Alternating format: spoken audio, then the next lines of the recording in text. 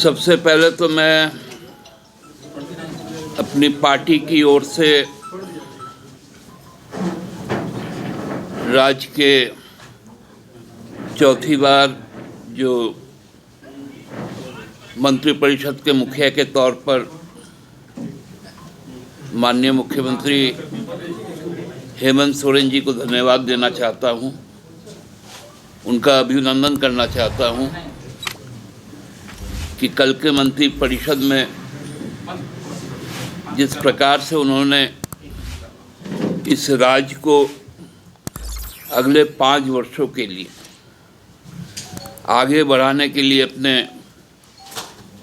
सहयोगी मंत्रियों को जो सलाह दिया, जो एक पथ प्रदर्शन किया, वो हमको लगता है कि एक नायाब आयाम को स्थापित किया। पहले ये आगाह कर दिया गया कि जनहित में और लोगों के बीच जो दायित्व प्राप्त मंत्री हैं उनका रहना कितना जरूरी है। हमने सरकार आपके द्वार जो कार्यक्रम को शुरू किया था, जहां पदाधिकारी चाहे वो थानेदार हो, तहसीलदार हो, बीडीओ हो, सीओ हो, सप्लाई अफसर हो, ब्लॉक के कृषि पदाधिकारी हो, रेफरल हॉस्पिटल के डॉक्टर्स हो, गांव-गांव, पंचायत में शिविर लगाकर लोगों के जो चाहिदाव थे उनको संबोधित करने का काम कर रहे थे। अब मंत्रियों पर भी यह दायित्व सौंपा गया कि अब हर मंत्री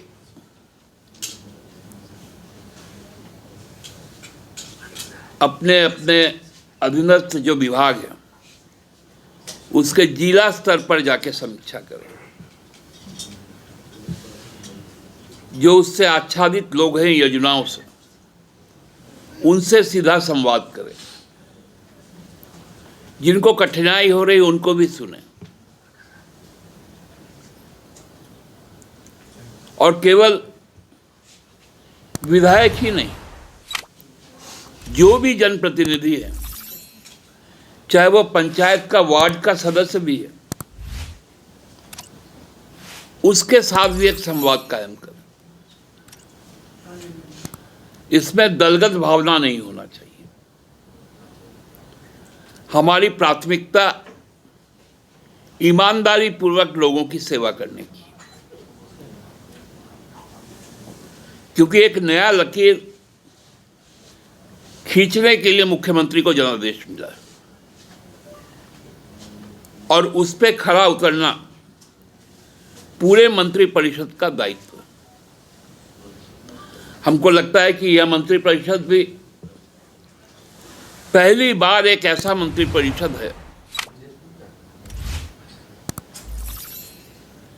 जिसमें जो सबसे बड़ा वर्ग है समाज का, ओबीसी का, उसका सबसे ज्यादा प्रतिनिधित्व तय किया गया। 7 मंत्री बनाए गए। उसके बाद जो जनजातीय समूह है,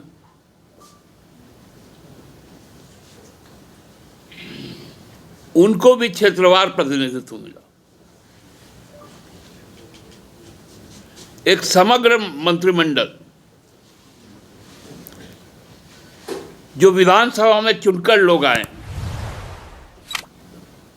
उसमें सबसे बड़ी भागीदारी ओबीसी समाज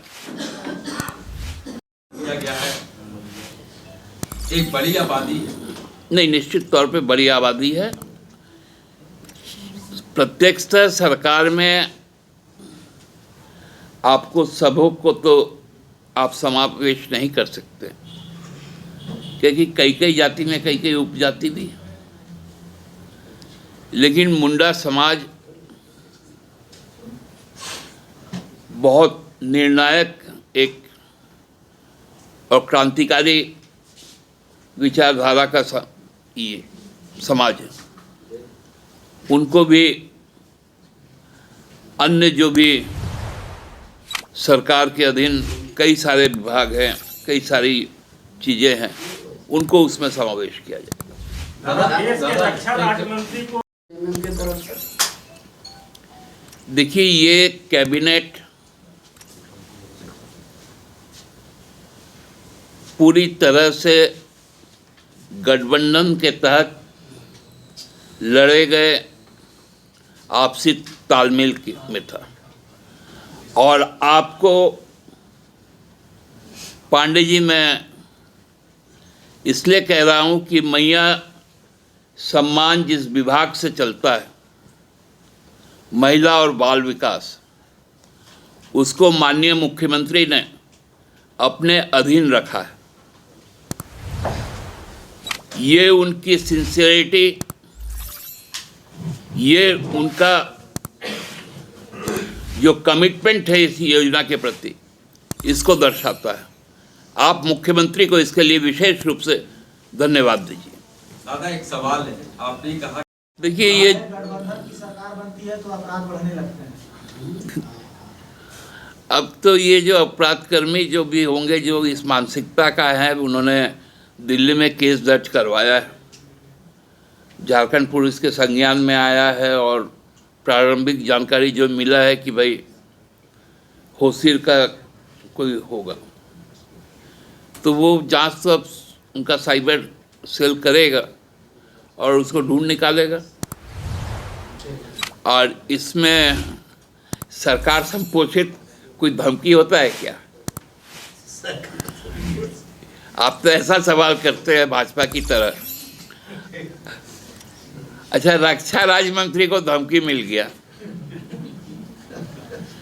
यहाँ तो कई कई लोगों को, पंजाब का डीजीपी का कौन बैंक से हो गया था। यहाँ तो बिना सबूत का, आप लोगों ने देखा होगा कि प्रधानमंत्री को जान से मारने की साजिश में कई लोगों को जेल में डाल दिया गया। उसमें एक फादर स्वामी की शहादत भी हो गई। आज तक उस केस का क्या हुआ कोई नहीं जानता। तो उस समय कौन सी सरकार थी उनकी? भाजपा की ही सरकार थी। इसलिए कृपया भाजपा जैसे मानसिकता वाले सवाल, क्योंकि ये बहुत निम्न कोटि के सवाल होते हैं, का जवाब ना दें हम, यही प्रयास होगा मेरा। दादा, आपने विधान